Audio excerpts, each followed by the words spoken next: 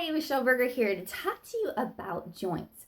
I want to talk to you about 4 things that you can do to prevent joint problems. I know that I've totally suffered from joint problems in the past. I know that you probably have also. We have these little nicks and pains that just as the years go by, that like I got my shoulder, I got my knee, I got my ankle, I got my hip, all these things I'm trying to just manage and keep from getting out of control. And I have really, really struggled with joint issues in the past. I was completely sidelined from my athletic career as a track athlete at the age of 20 due to complete degeneration of my tibia. Which is where the tibia meets the knee joint. It was just mush. And so much of what I've learned over the years since then has opened my eyes to wanting to prevent that happening to anyone.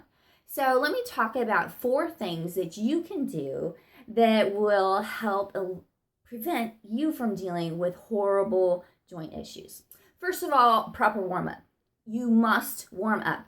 I cannot believe how many people I see walk in the gym doors and immediately start lifting weights, and not just light weights. They are out there and they took off their jacket and they go over there and just start hulking out. Listen, that's the best way to get injured. Seriously, because your joints need to be warmed up. It's not that hard to warm up. Really, all you need to do is go get on some type of a cardio equipment or go for a walk, get moving, and specifically make sure you're moving the joints that you plan to work out. So what I do is I warm up on a bike. I like, really easy point of entry, nothing hard. Just get on the bike and ride and just get to the point to where I feel a little bit of a sweat coming on.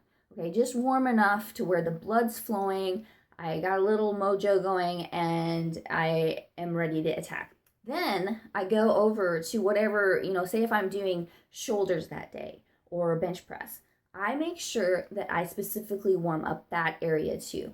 So my first set is always really light. I start with 45 pounds, say on the bench press. Do several reps. I mean, like probably 15 to 20 reps with that weight, making sure that I'm slow and deliberate, that I'm, really stretching with each movement, using really good form, and then also stretching a little bit afterwards, making sure to open up, use the muscles that I'm going to be using, stretch either side, making sure that I do not injure that muscle group when I start lifting a little heavier. Okay, and then of course my first set that I'm lifting with is not my max. Never, ever, ever jump into like going, okay, I'm gonna max out right now after you barely warmed up. You need to work up to it, and you're gonna see that your body responds. Your body will start emitting more synovial fluid. You're gonna feel the joint loosen up. You're gonna feel the blood flow to that area. It's gonna make you more powerful, and the warm up will help your workout be more effective. I promise. You're not gonna wear yourself out on the warm up, and we all have 5 minutes to do it. So make sure you proper warm up. Then the second thing that I want to really talk about is to avoid peer pressure at the gym or in whatever fitness endeavor you're in. Peer pressure can come in many different forms. It doesn't have to be like if you're at a CrossFit box and you're all trying to, do as many wall balls as you possibly can in a minute, or in trying to run as fast as you can on the 400 that you're doing in between your 200 sit-ups or whatever crazy stuff you do. Listen, having a little bit of self-respect for yourself to say, hey, this exercise and me do not get along. I'm not going to do that like crazy like that. I am not going to sacrifice this one little exercise for my health over the next several months. If you know that, say for instance, if you know that you are dealing with a shoulder issue, you should not be doing wall balls, okay? If your shoulder, it gets irritated from that, don't succumb to the peer pressure and do it anyway. Or say if you know push-ups irritate your shoulder and you're at a boot camp class and everybody's doing push-ups, or listen to this. This is not even anything to do with anybody being around you. It's to do with trying to follow a workout program. Say you go to bodybuilding.com or wherever you find some workout plan that Arnold Schwarzenegger used to do, and you follow it to a T, not listening to anything that's going on in your body. That's a form of peer pressure. Now listen to your body. Do not sacrifice your joints today for just doing what the program says to the T. You can modify any program. A good personal trainer can help you do that. And, just really realizing that you need to work out where you're at and you need to work around maybe certain injuries.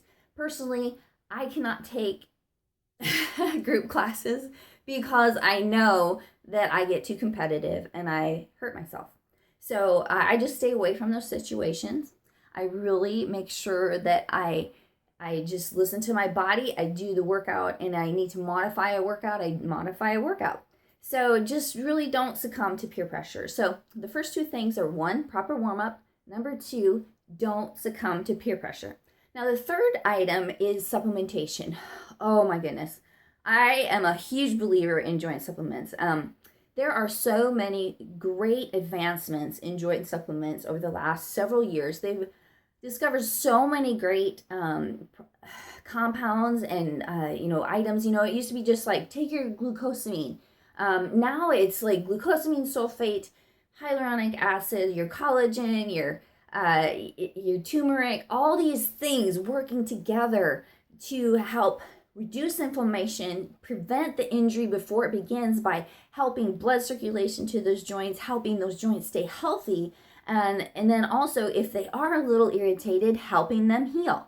Supplementation is amazing to help with the blood flow, like I said, and help regenerate those tissues within your joints. And I am just beyond excited about using supplements to help me stay young and help me keep working out as I, get into my later years. So supplementation, taking it on a regular basis. Now, they're not going to do so much good for you if you just take them willy-nilly. You need to stay, consistent about taking them at least for a couple week period of time to really assess and see if they're working for you or not. And they're not like miracle pills. They're not like, oh, you take one and instantly it's better, but they honestly do help reduce inflammation. So inflammation is not just in our joints, but all over our body. And the less inflamed we are, the healthier and happier we are. So number 3 was supplementation. Now the fourth item is to avoid overuse injuries.